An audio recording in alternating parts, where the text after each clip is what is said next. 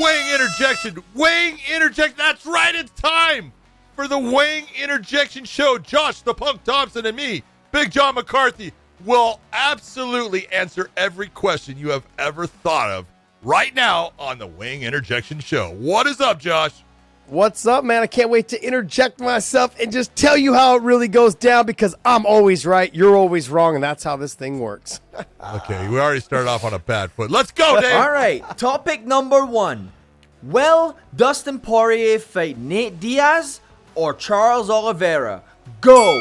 Absolutely, he will be fighting Charles Oliveira.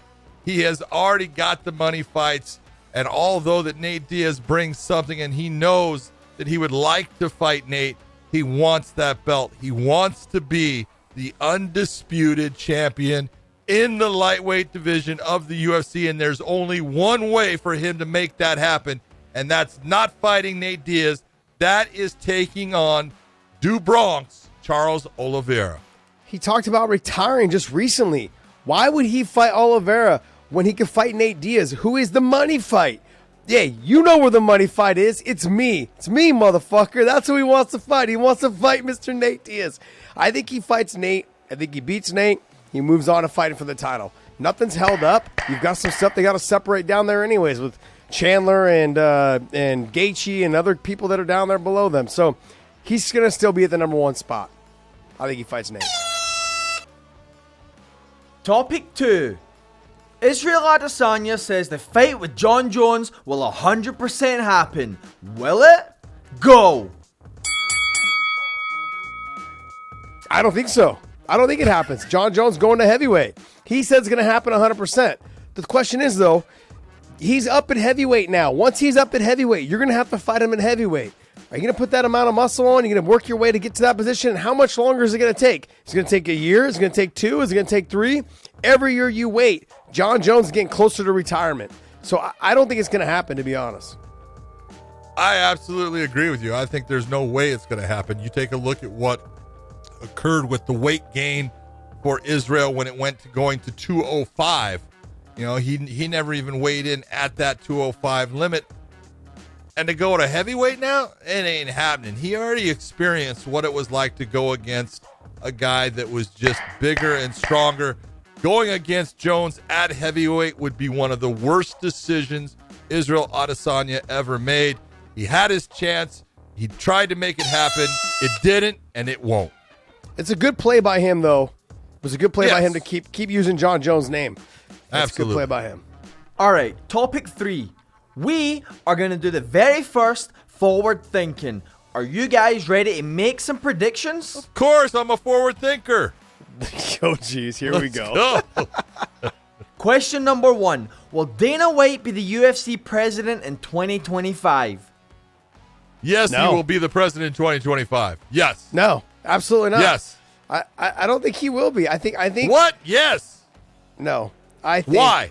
we're going to finally see a little bit of a union start to develop. And if that happens, if anything like that starts to develop, he's out. He's going to take his money and run. Question 2. Will Kayla Harrison leave PFL for another organization? Yes. She is definitely going to leave the PFL eventually because she wants to face the best competition. She is a competitor, and she knows she can't get that competition where she's at. She will make that move. As much as I would like to say I agree with you, I disagree with you on this situation. I think she's fine with riding off in the sunset. She's making a lot of money right now at the PFL. Just she's going to collect her checks, and she might do it, but I don't think it'll be at the end of 2022. Maybe later on down the road. Who knows? But I don't think so. I think she's going to just take her 10, 11, 12, 15-0 streak and just be done. Question 3. Will Khabib be successful in soccer? Oh, I'll let you go. Go. It depends on what your idea of success means. There you go, Look, and it depends on what level of soccer you want to talk about. yeah, if he's playing with the big boys, that's enough success for me to be like, damn, this is for real. But until I see that, I can't say anything. And I also never have seen him play soccer. I've seen him kick the ball around a little bit, but I've never seen him play soccer in terms of competition. We've seen Dagestani basketball. We've seen Dagestani soccer. We've seen all these other but they're not played like real They don't play that way. They don't play with the rules. So it's just different. I mean, look, he's athletic. He's talented. He's good. He's a good athlete. He's obviously a hard worker. So, I mean, do I think he can do well? Yeah, but will he play at the highest level? I don't know about that. No way. He will not play at the highest level. And let's be honest, there's a huge difference between being a upper level soccer player and being a fighter. He is the world's best when it comes to fighting. When it comes to being that soccer player, it's going to be a completely different story. The best part about Khabib playing soccer is I can finally watch someone that doesn't flop on the field. This is true. Question 4. Will Jon Jones win the belt at heavyweight? Absolutely. If he ever fights at heavyweight, I think he wins the belt. If he ever fights at heavyweight, I think he wins the belt. He's gonna have his hands full with Francis Ngannou. I think he beats Gon, and I think he beats anybody else in the rest of the division. I think he beats all of them. He may have a little bit of a tough time against Stipe, but only think for a round and a half, maybe 2 rounds. But I think he starts to dismantle Stipe because Stipe is getting older. Nothing against him, just age, father time. Jon Jones, I think he ends up being the heavyweight champ. Jon Jones could be the heavyweight champ. He just has to fight the way he has in the past and use the intelligence that he does have when it comes to the fight game. Look, he understands how to fight. He understands when to turn it on. And the guys that he's up against, except for Stipe, do not have the experience to stay with him in the cage. Jon Jones could definitely be heavyweight champ. Question 5. Will Gable Steveson have an MMA fight before 2023 and where? Oh, as far as. Go ahead. I actually believe he will have a fight. And I actually believe there's a chance. There's a chance he's going to end up in the UFC. But I would love to see him in Bellator. I'm not trying to be a homer. There is a chance he'll end up there as well. But I want to make sure that everyone understands this. When it comes to potentially fighting for the most money, we have seen with top-level athletes, they end up going to where? They end up going to one because they get paid a ton of money and they only got to fight once a year and they make a shitload of money. So there's that chance as well. Never count out the situation with one and their way they do their deals. They got Puchecha, Gordon Ryan, Gary Tone. They've got all these top level jiu-jitsu guys. Can they get the Olympian? All right, let's just be honest about this and let's take a look not at the fighter themselves, not at the person that is the competitor. I'm going to look at the promoters because they're the ones that are going to be in control of this competitor, a gold medalist in the Olympics when it comes to the super heavyweights in wrestling. They will be in control of his destiny and who he's fighting. So are you going to put your destiny in Chatri Sityodtong? Are you going to put it in Dana White? Or are you going to put it in Scott Coker? Who's the guy that has continuously showed he knows how to build talent and how to bring them along without trying to get them killed? There's one guy. There's one place that Gable Steveson should go. Will he go there? That I cannot say. But he does have a friend in Brock Lesnar who can give him a lot of stories that could maybe make his opinion and his choice correct.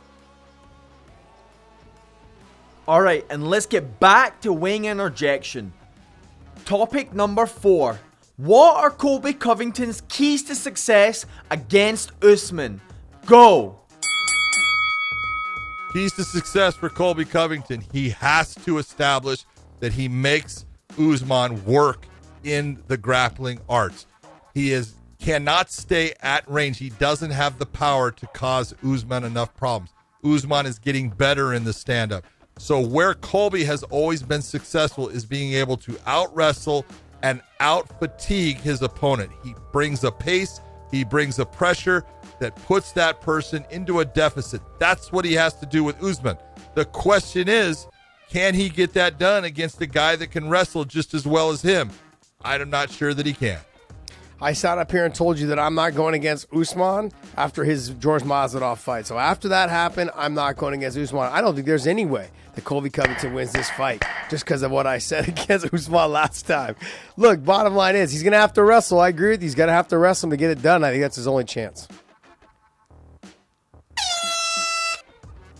All right, final topic. Is MMA more dangerous than bare knuckle boxing? Go! Go, Josh. No? Josh is just going to sit there. Yeah, I'll do it. Absolutely, it's more dangerous. It is way more dangerous. I can take a human being in MMA, pick them up 6 feet off of the ground, and dump them onto a hard surface. Bare knuckle boxing has got two elements that are part of the attack. It's a left hand and a right hand. Nothing else. Yes, it doesn't have a glove on it. That's not a big thing. So we have elbows. Are elbows harder than hands? Yes. We have knees, much heavier than what someone can punch with. I can put my shin against your dome, and that is way more dangerous than these guys with their bare knuckles. So absolutely, it's a more dangerous sport if you've got to be honest about it. Yeah, look, I want to try to pitch an argument here, but there's no argument to be had. MMA is way more dangerous. There's so many different ways and tools and weapons that we have, at our fingertips for us to use to win fights. And so that being said, yeah, it's way more dangerous. Look, the fascination with bare knuckle boxing is that it just gives people a throwback to when they were in schoolyards, and it's fun. The idea behind it is great, and I think that dirty boxing style resonates for a lot of fighters. Look at that. We answered that question, Dave. And that's a wrap for Wing Interjection. And we are done. See ya.